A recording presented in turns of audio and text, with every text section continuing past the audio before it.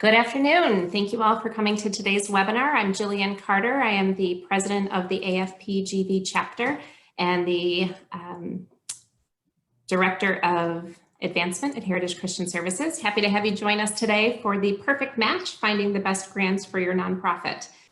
Before we begin our program, I have a few brief chapter updates that I'd like to share. First, I would like to recognize our National Philanthropy Month committee, which was led by Julie Morawski and Kristen Cook. I hope that everyone enjoyed seeing all of the great videos that were shared throughout the month. It was a nice way to celebrate philanthropy throughout the Rochester community over the course of the past few decades. And I'd also like to thank our premier sponsor, First American Equipment Finance, and our gold sponsor, Manning & Napier. Also, we have just a few weeks remaining to contribute to the Be the Cause campaign. Each and every day, the important work that you do as fundraisers demonstrates that you're a leader in affecting change in our community. These three words, empower, strengthen, and transform, describe what you do as a fundraiser and why you do it. When you give to the Be the Cause campaign, benefiting both our chapter and the AFP Foundation of Philanthropy, you invest in the future of our profession and advancing philanthropy and the greater good. You can make a donation of any amount, which would help us reach our goal, and you can do so at afpgv.org. A reminder to our AFPGV members, the recommended slate of 2021 officers and board of directors was recently released in an email. Please review that and cast your votes by December 30th. That's a Wednesday. Also, I encourage members to save the date for Tuesday, January 5th at noon. We will host our annual meeting and share some things to look forward to in 2021. So stay tuned to your email and our website to learn more about that.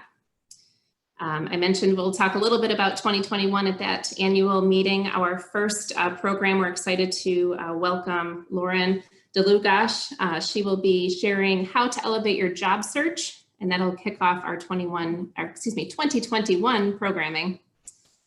Without further ado, I would like to introduce our presenter today. Margit Brazda Poirier is the owner and founder of Grants4Good, which helps nonprofit organizations and businesses find and secure grant funding. She is one of only 350 national certified grant professionals and one of only 20 approved trainers in the United States. We are very lucky to have her as a member of our AFPGV community. Margit and her team have written and received millions in grants from government and foundations, and she has the unique perspective of understanding both grant seeking and grant making, given her experience leading a prominent New York foundation. Her passion is teaching others about powers of grants through her online course, allaboutgrantwriting.com. We are so thankful that Margit is here today to talk about finding the best grants for your nonprofit. We always walk away from Margit's programs with several actionable steps to take to improve our fundraising. We will have some time at the end for questions. If you would like to put those in the Q&A portion, we will have Lauren who will help monitor those throughout the presentation. And then Margit will save some time at the end to answer those as well. Without further ado, I will pass it to Margit. Thank you so much for joining us today. Thank you, Jillian, and thanks everybody for being here at noon on a pretty chilly day in Rochester. I'm going to share my screen, and it looks like the host has stopped my video. Sorry, Jillian, is there something we need to change? Thank you. I will take a peek and see. Yeah, I just want to make sure people can see the slides and absolutely see me addressing everybody. I believe Aisha is working on that right now, Margit. Everyone bear with us. Thank you for your patience. Yeah, no problem. While Aisha is figuring that piece out, I would also like to welcome Alen, who is interpreting for us today. Thank you for joining, Alen. Thank you. Okay, here we go. I'm back on video. Yay. Okay. Sounds good. Well, let me give that another go. We're going to share my slides here because I want you to be able to follow along and see us working. Okay, so Again, thanks everybody for coming today. And I was saying to Jillian earlier that I feel like this is really, really good timing. I know we're in December. The holidays are just way different than they've ever been in our entire lives. And I feel like this time of year, we need some things to kind of re-energize us. And so I've chosen this month to actually teach some webinars, to do some Facebook Lives on my Facebook group. I want people to start thinking about next year being a much better year than this year. And so that's why I'm here today. That's why I suggested to Jillian and to Jared Longmore, I said, hey, I would love to teach this. So here we are, the perfect match, finding the best grants for your nonprofit. And why this topic? Well, I started Grants4Good back in 2009, and I work with hundreds of nonprofits, some on a more regular basis than others. But most of the people I work with are development directors, executive directors, grants and foundation specialists, grants managers, directors of development, public relations. I mean, these are all the titles that most of you hold. And too often I find that people get hired in a development director role and they're so great at, getting out there and talking with the funders, doing the prospecting. But when it comes time to have to write the grant proposals, it's a bit of a different ball game, a bit of a different strategy. So I want to share with you a little bit about how to find the best prospects or matches in terms of grant funding. And I want to relate that directly to your grant strategy or your overall development strategy. So I've been in this business for several decades, actually since the early 90s.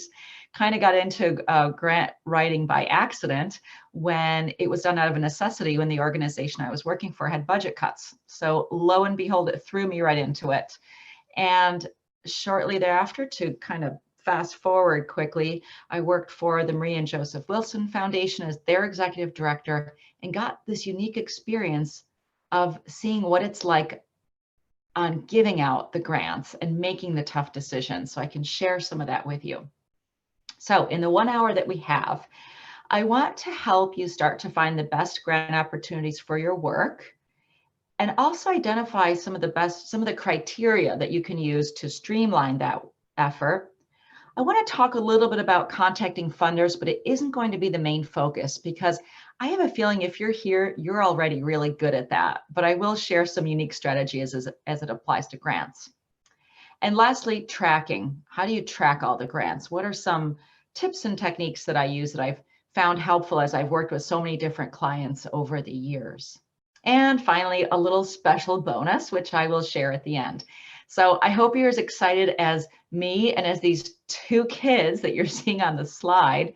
This is exploding volcanoes. This is something that my son did at home recently during online learning. And I'll just tell you, it involves baking soda and vinegar. I'll leave it at that. So let's get started. Just real briefly, so we're all on the same page. What is a grant? Now, normally when I teach this, I look for the hands to go up in the room, but really a grant is simply funding that you don't have to pay back. So different from a line of credit, different from a loan. And most grants are for nonprofits with a 501c3 status. Okay, so that's why whenever you are applying for grants, you're almost always asked to supply your IRS letter of determination that proves you are a nonprofit. Now, most are for 501c3s. There are some for 501(c)(9). There's different nonprofit status, but most are for that. And the other thing grants all have in common is they're competitive, and they're often highly competitive. Now, in January, I'm going to be teaching a webinar on how to recession-proof your nonprofit with grants. And I'm going to talk about how to rise to the top of the competitive heap of grant proposals.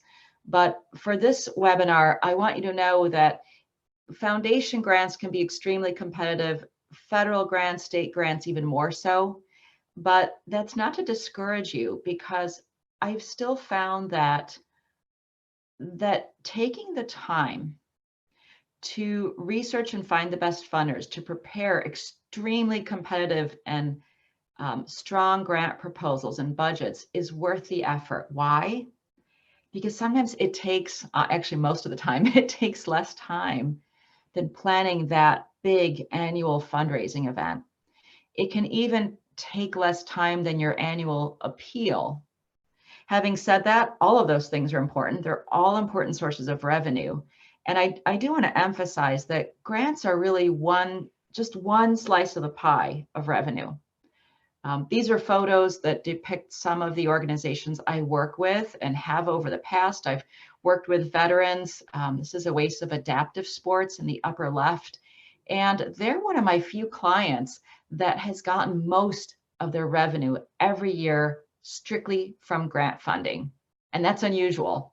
I think most of my organizations, I work with Big Brothers, Big Sisters of Rochester, pictured here in the center.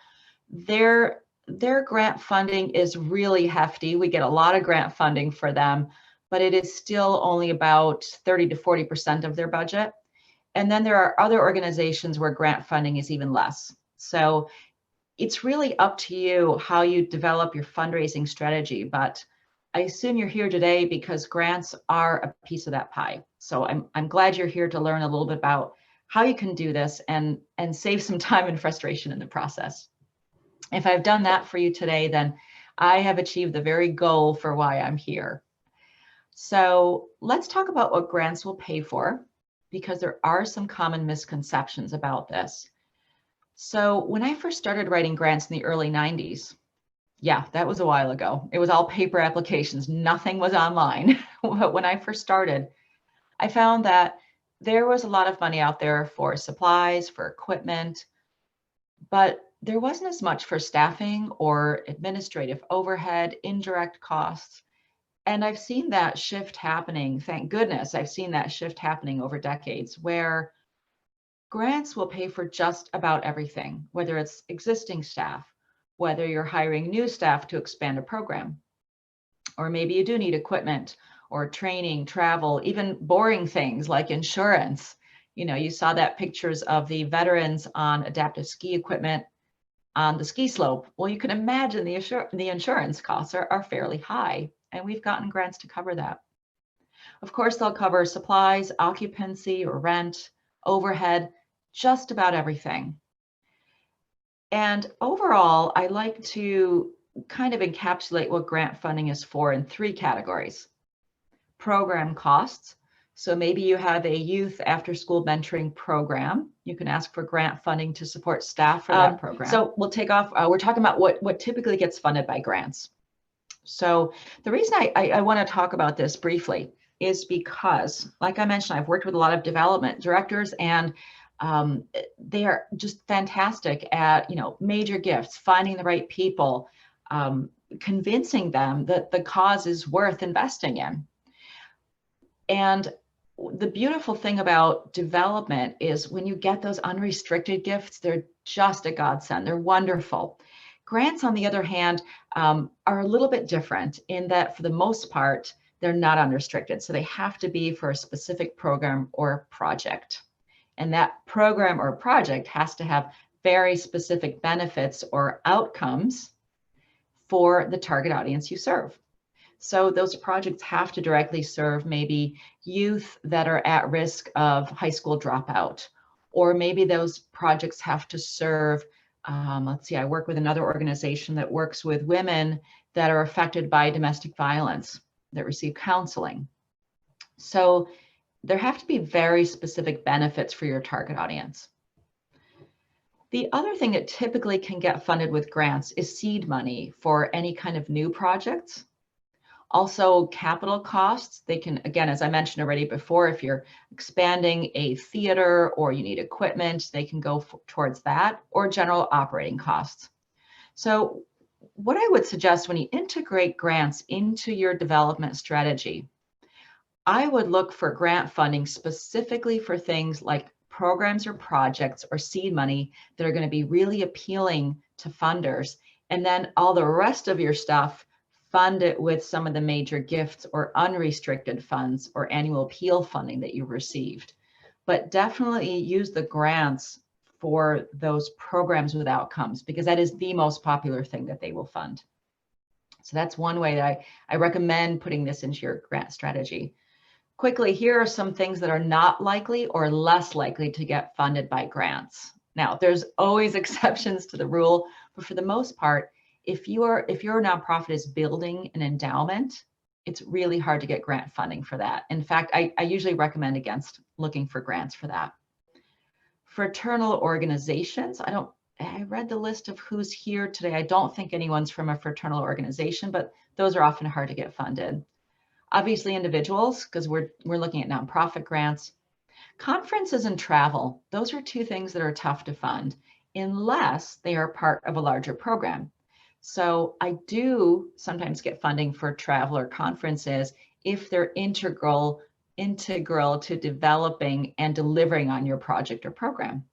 Okay, so really, as a rule of thumb, just be sure to carefully read the request for proposals with every funder that you research. All right, are you ready to find your match? Here we go. Now, when I teach this topic, it's usually part of a larger self-paced online course that I have called allaboutgrantwriting.com.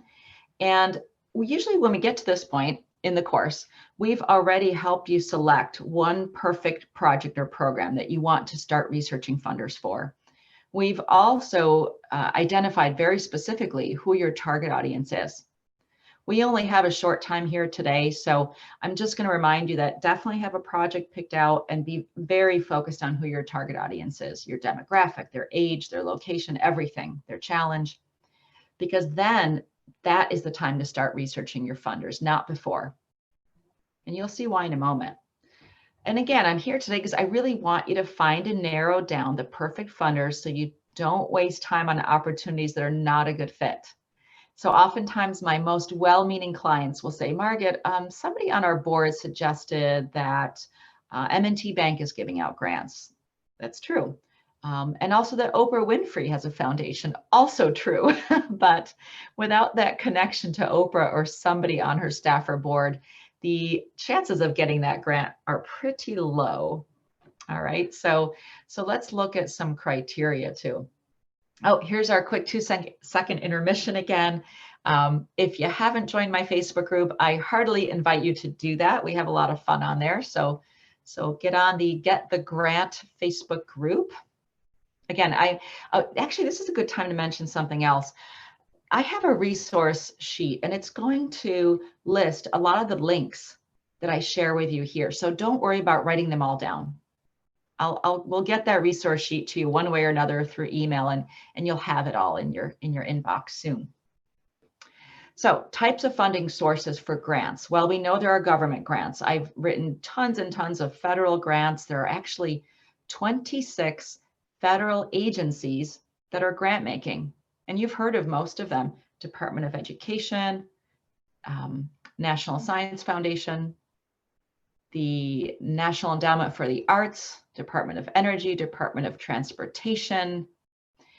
And then there are also state grants. So in New York State, we have this really neat opportunity called the Economic Development Grants. I've written tons of those, and they've been very, very, very helpful for our area nonprofits and businesses as well.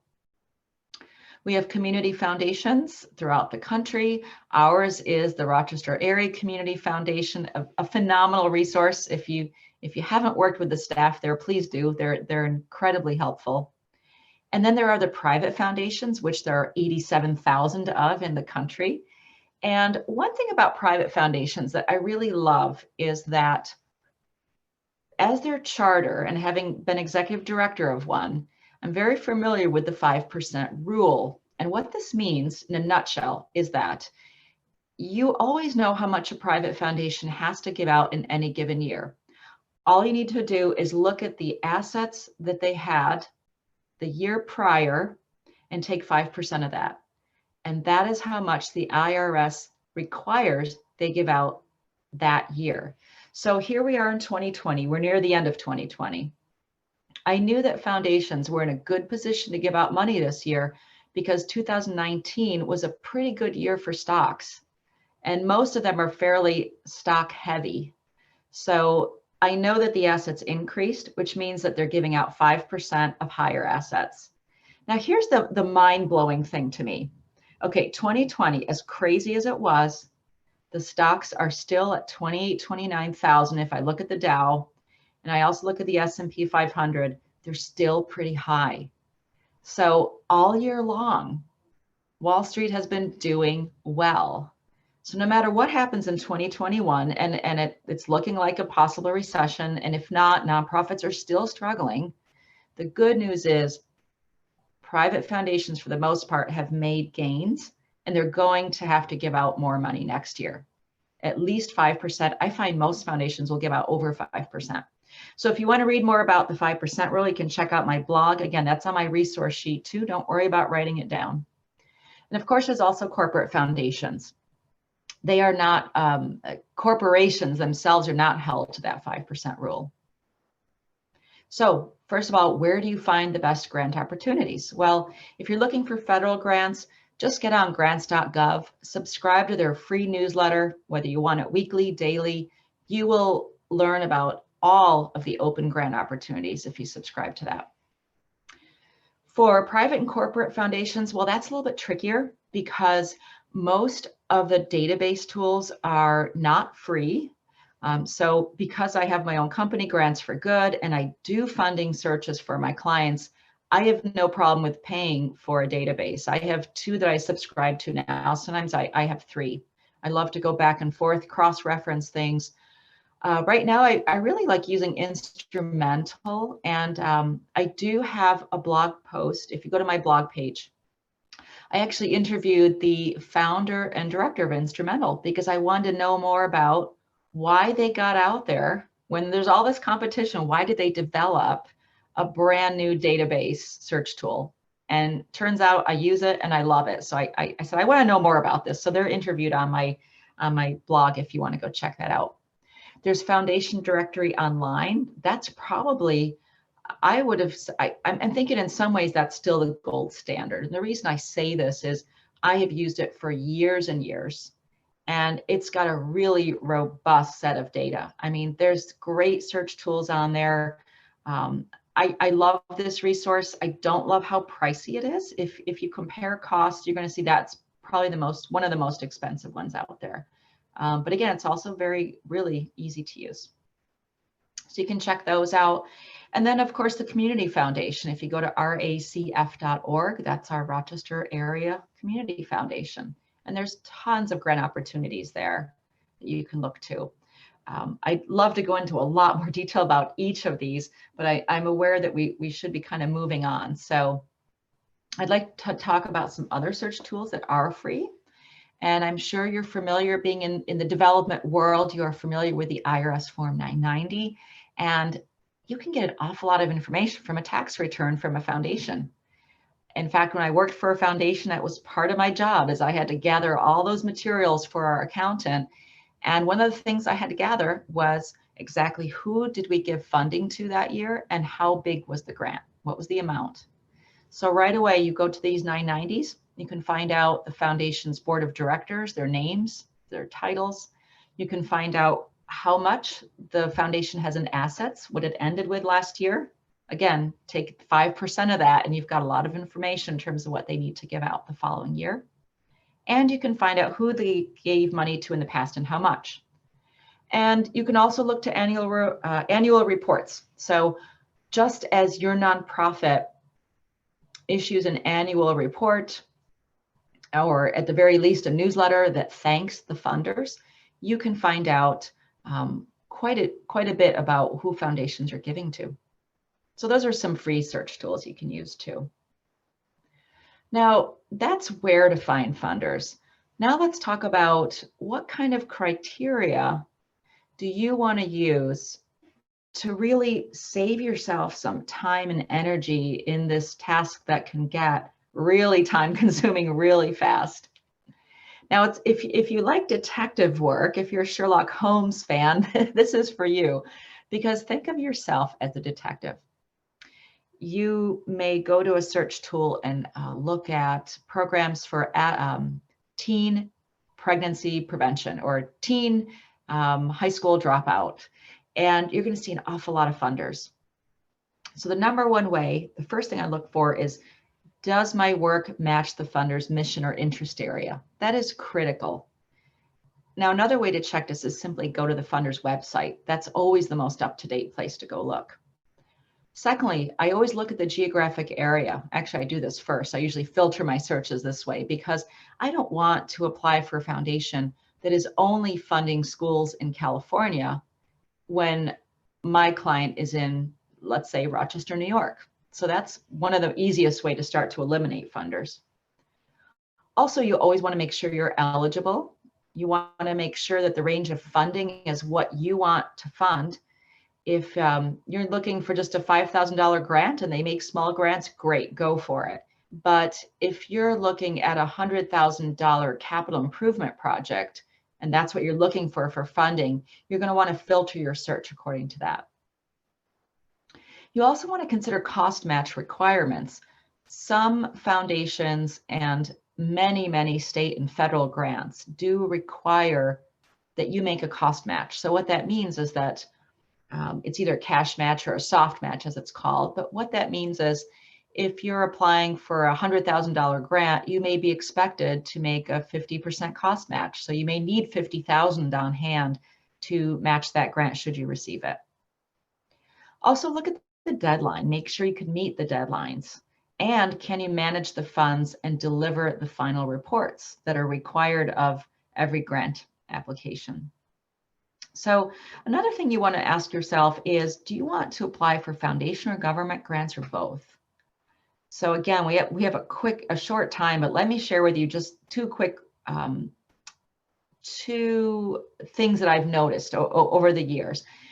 Foundation grants are an absolute wonderful place to start. Having said that, I've worked with small nonprofits. In fact, one of them is called Discovering Deaf Worlds, where the very first grant they ever undertook was a major federal grant to do international work in the Philippines. And guess what? We got it. So we put a lot of effort into it, and thank goodness they got it. They've had many ever since then.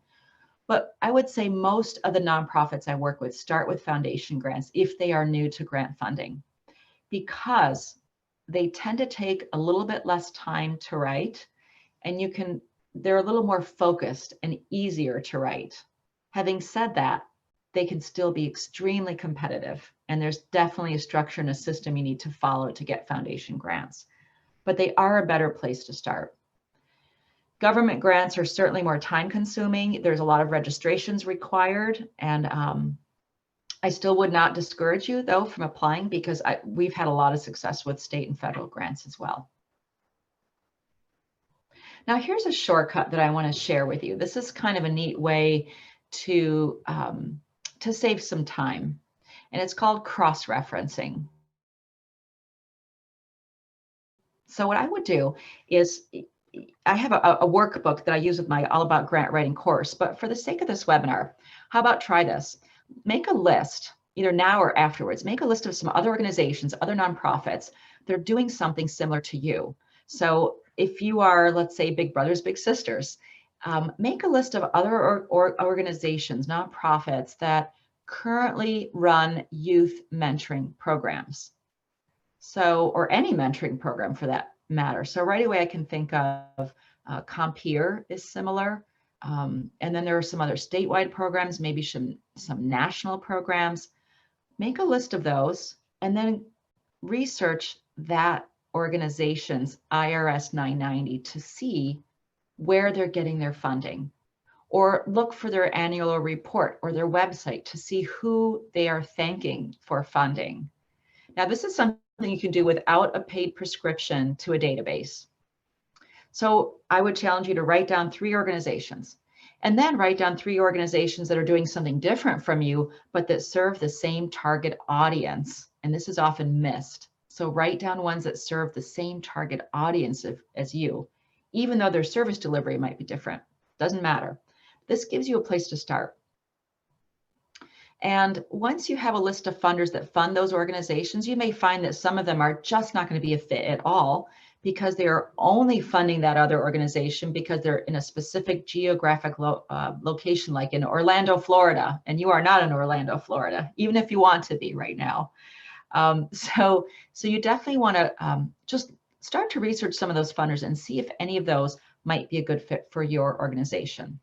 Okay, so that's kind of a simple cross-referencing technique that has saved me time, that has saved my clients time as well. Now, I want to talk a little bit about relationships with funders too. And I'm not going to spend a lot of time because I think a lot of people on the call really have this down. I think you've got this down, okay? But one thing that's different with grants is that sometimes you don't have the choice of calling someone or of finding out the information you do when you're doing your prospect research. And so you have to do an LOI, a letter of inquiry. And that's often a good thing if you have to complete one of these first. And I see more and more foundations doing this, is they want the LOI. I love it because it prevents you from spending all of your time and resources developing a full application when you can do a short LOI and get a yes or no right away of yes, we want to hear more, we want you to submit a full application, or no, this is not something we're going to be looking at for now. Either way, your answer has just saved you some time and resources. Now, you might also want to use an LOI, develop one as really as a letter of introduction to say, hey, we're a new organization, or we're an organization that hasn't applied to you before, and we believe that we align with your mission. So there's a good reason to contact somebody too. You might want to ask for an in-person meeting, or you might need some information from that funder that's not available anywhere else. Maybe it's something they didn't put on their website, or they don't have a website. I also use these letters sometimes when I run into that perfect grant funder that unfortunately says that they do not accept unsolicited proposals. Now, I bet a lot of you have run into that in the past, and you're thinking to yourself, okay, but we know we should be applying. We know we're a great fit. So that's a time to use a softer approach and write that letter of inquiry or introduction. You're not asking for money. You're just saying, hey, we believe we're a good fit. Could we have a conversation about this? So that's, don't be discouraged by those grant funders that say no unsolicited applications, because sometimes things work out, especially when someone on your board has a connection with someone on their board. That's important. Okay, the third thing we wanted to talk about is tracking your grants. Now, I'm guessing if you're on this call, you're a member of AFP, you may have some some fundraising software that you're using now in your organization. But I find that a lot of the nonprofits I work with are smaller, they have smaller budgets, and they are not paying for any kind of tracking software. So I want to offer some advice to help get you out of this heap of paperwork that you might be drowning in. So tracking your grants. Why not think about exactly what it is you want to track? Because this will help you determine if you want to budget for some paid software or if you just want to do it on your own. So think about what it is you want to track. Grant applications. Are you also tracking individual donors, donor prospecting? If you're doing that, you may want something bigger. If you're really just tracking grants, as so many of my clients are, we often have some do-it-yourself solutions.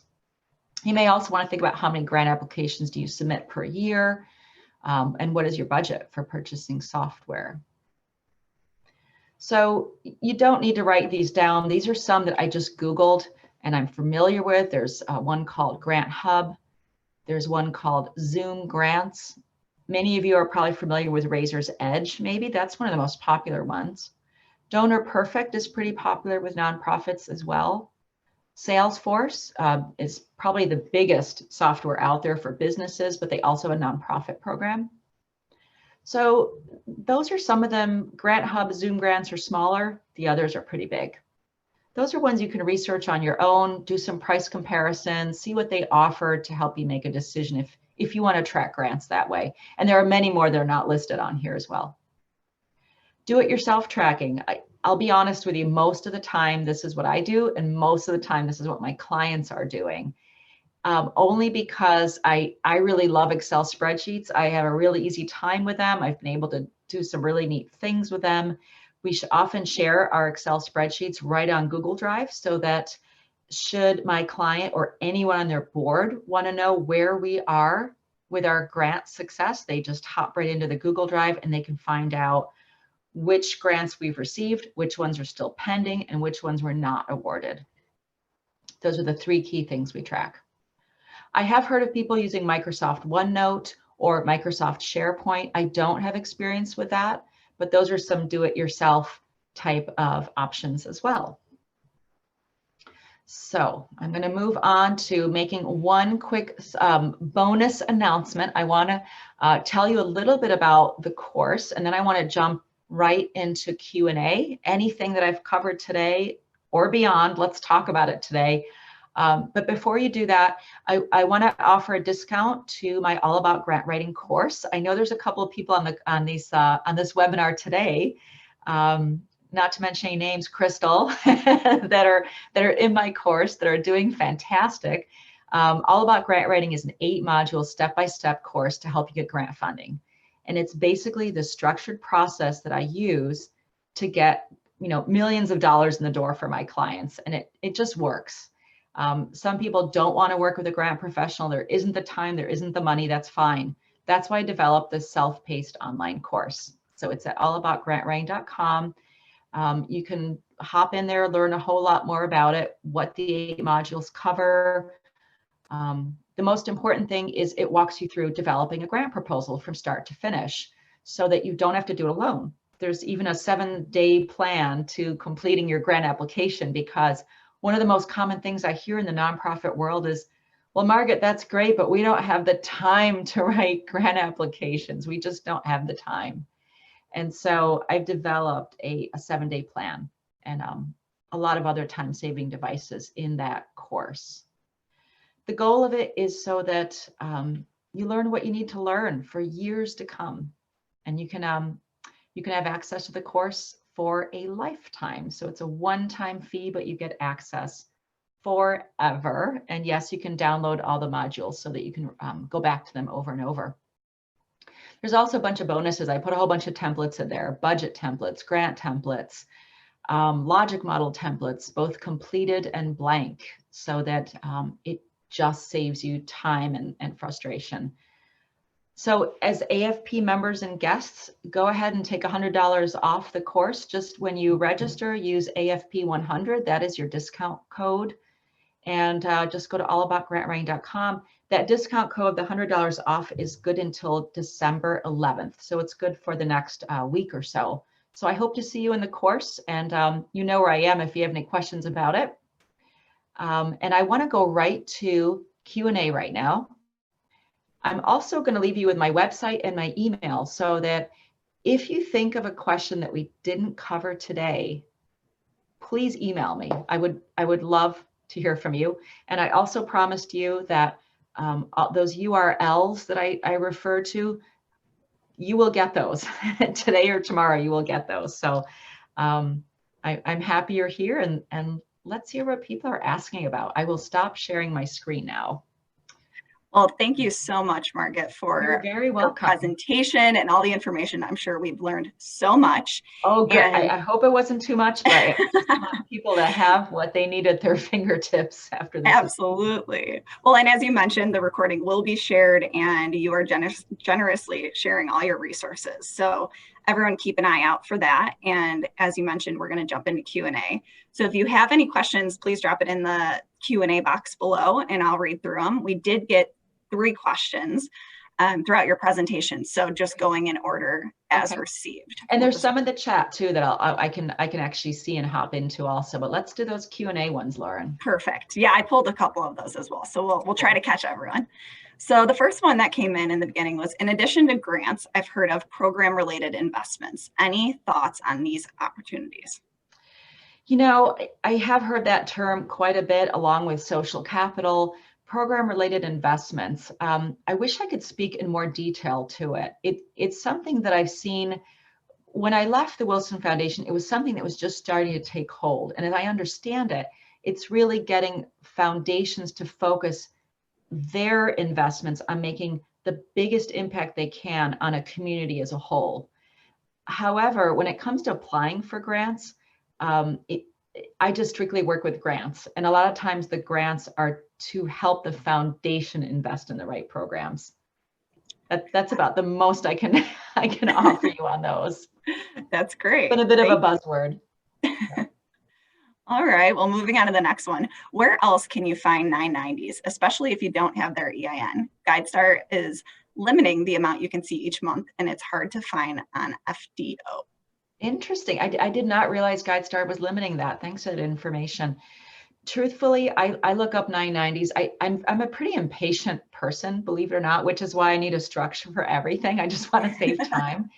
Honestly, what I will do is I will find a funder I want to learn more about. I will type it in a search bar in Google and put in IRS 990, and it will pop up. And maybe it's through GuideStar, maybe it's through a foundation directory, which, by the way, have combined to form an organization called Candid.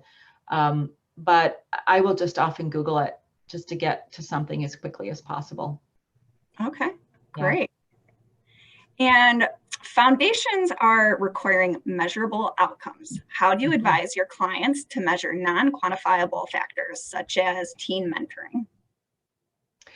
Oh, I love that question. Do we have another hour? Please, please, please. I have so much I want to talk about. Yes, measurable outcomes. This is not something I really had to work with 20 or 30 years ago. It just wasn't as big as it is now.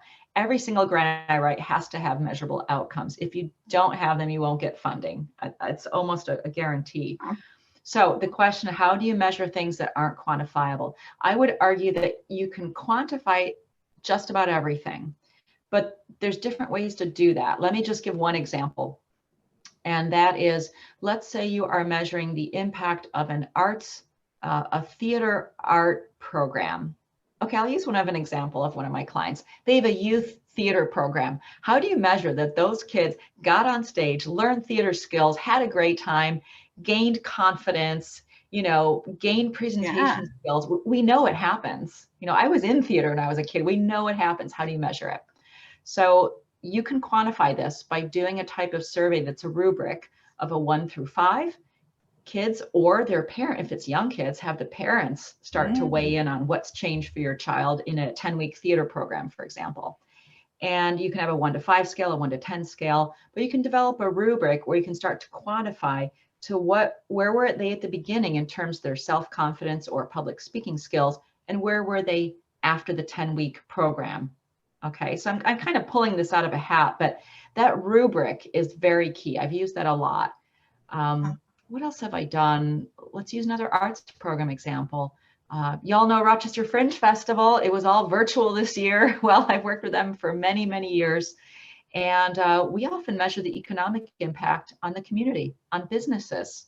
Wow. So that can all, the reason I mention this is a great tool. You can look for best practices and see if there's other organizations that have quantified your impact. So there's a study out there that's nationally known for the arts that says that for every free art event you go to, you spend an additional, I think it's $33 on beverages, parking, hotel, food. So it's an economic impact in your community. Okay, so those are just two examples, the rubric method, and research some literature out there that may support quantifiable impacts. That's great. You can see why I want another hour, but I'm going to stop there. Yeah. Okay. Well, and the questions are rolling in, so we'll move on. So for a small shop, how many qualified prospects can be properly managed? Good question. So when I start with a nonprofit organization, when I do a funding search for them, and let's say they are fairly small, maybe they have a staff of 1 or a staff of 10, regardless. I like to provide people with a list of about 15 to 20 really good prospects, not more. 15 to 20, just start there.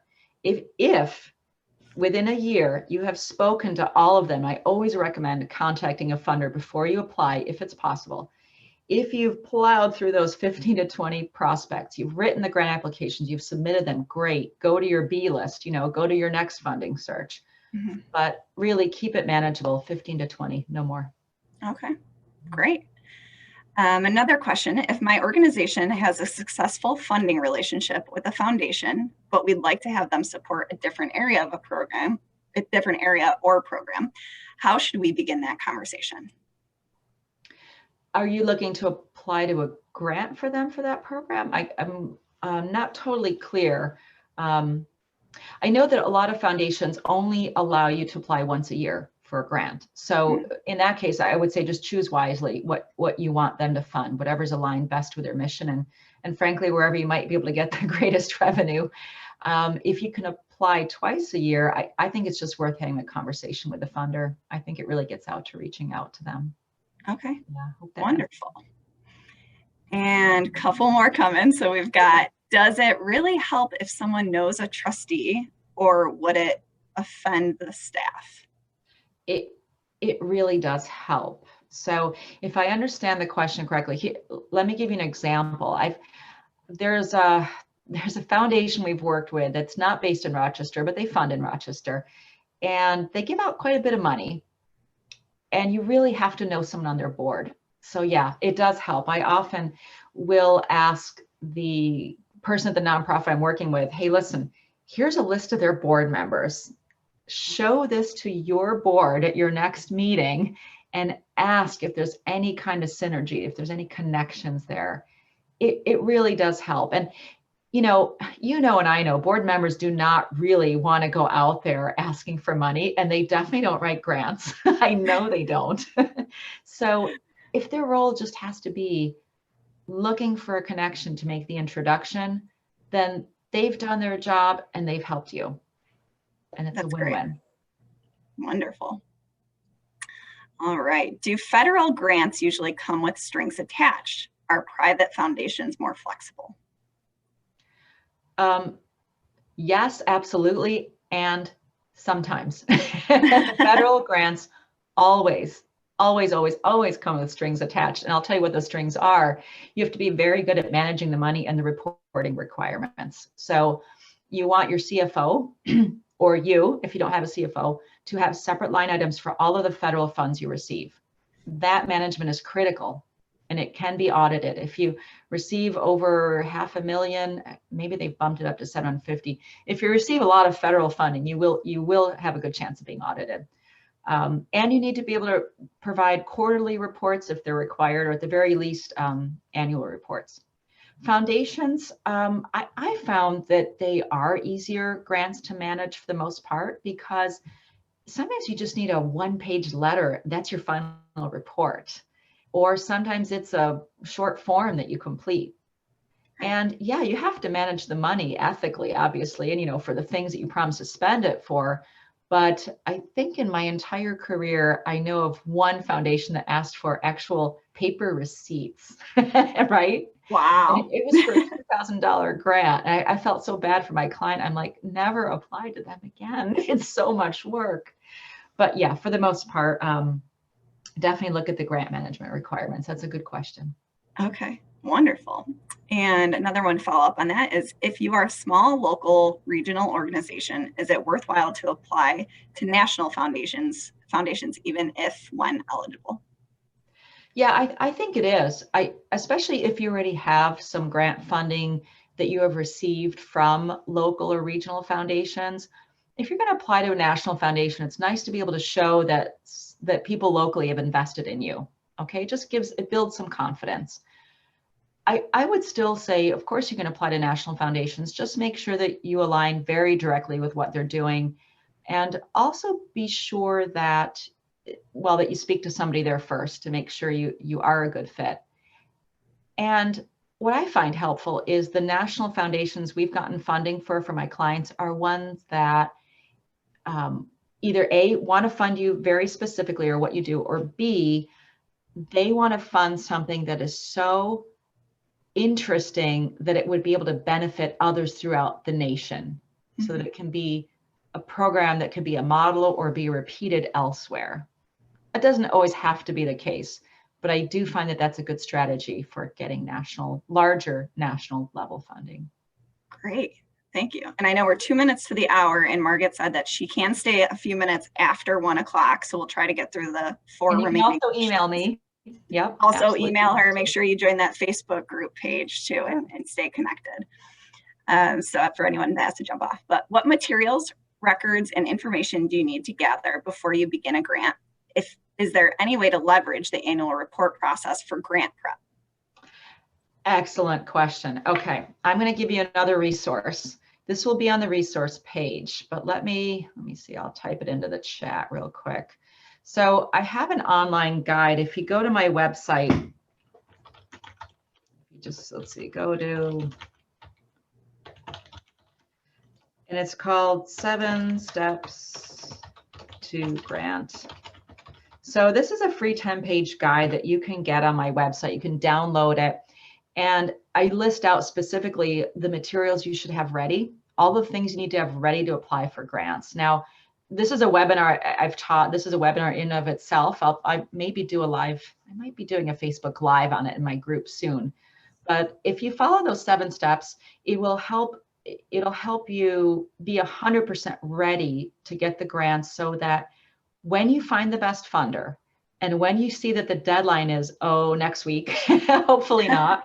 But what if those deadlines come up quick, right? We've all experienced this. You find this great opportunity, but the deadline is in a week or 2 and you're not ready. So definitely download that 7 Steps to Grant Success Guide and make good use of it. Great. And many funders seem to be requiring a strategic plan or something along those lines. Is that becoming more common? I don't see a ton of that. I know that many funders want a strategic plan, and some, I would say about less than half, well, about half or less than half the people I've worked with over the years have a strategic plan. So if you don't have one, well, here's the thing. Why do they want a strategic plan? It's mainly because they want to know that what you're asking for funding for, your program or your capital improvement project, that it is a part of your strategic plan, that it relates directly to your organizational mission, that you're not doing mission creep, you know? Mm-hmm. So if you don't have a strategic plan, relate it back to your organization's mission, vision, anything else you can relate to that talks about your organization, relate it back to that. And that what you're asking for is really in direct alignment with what you're doing anyway as an organization. Yeah, that makes sense. Yeah. Okay. And are donor advised funds able to be approached like a private foundation? Well, I wish they were, but not really. Well, the nice thing about, since we're all in the Genesee Valley region, our Rochester Area Community Foundation is a fantastic resource for donor advised funds. They have over 500 such funds, but they aren't ones that you and I can access and write directly to and submit a grant application to. That's not what they're for. Instead, there's sort of there's a staff person at the community foundation that, oh my gosh, how did I just forget her name? Is it Mary? Okay, go to the racf.org. And I think it's Mary Hartstein. I believe Mary is kind of the go-between for donor advised funds. Okay. She's someone that you could talk to, and she can connect you with, she knows who's going to be interested in youth mentoring or in arts education or whatever your field is. Yeah. Yeah, perfect. Sometimes it helps that Rochester can be a small town, right? I know. Yeah, exactly. All right, last question that we have is, do you have any suggestions on how to give feedback to a funder on their process, requirements, et cetera, particularly when they are burdensome for small shops? Oh, yeah. So you're asking about how to give feedback to a funder. Boy, this is a tough one. I have found some funders actually are asking for feedback. And when that happens, it's just a beautiful thing. It's an open invitation to, politely tell them, like, look, this is really time consuming. Other than just contacting them and offering it, I don't have suggestions. I think, unfortunately, the way the foundation and nonprofits are structured, and it's been like this historically, I think nonprofits are a little apprehensive about giving feedback to a funder about their process because they think it may ruin their chance for getting grant funding. I like to think that doesn't happen, but who knows for sure. So that is a tough one. That is a hard one. I think recently, the Greater Rochester Health Foundation recently asked for feedback, and we were able to supply some. So some people do, yeah. Okay, great. Well, that was it. That was a quick fire of questions, but thank you so much for answering them. And I can see that a couple of people had to jump off, but they look forward to receiving the resource list and connecting with you. Well, is there anything else you want to share? Well, I know I've thrown out a lot at you, but I would say if you do 3 things, yeah, jump in the Facebook group. That's free. Jump in there. Secondly, download my 7 steps guide on grants4good.com. And third, if you're going to be doing grant writing for your organization, save yourself the headache and hop into my All About Grant Writing course. I would love to see you there. So there's 3 action steps I can leave you with.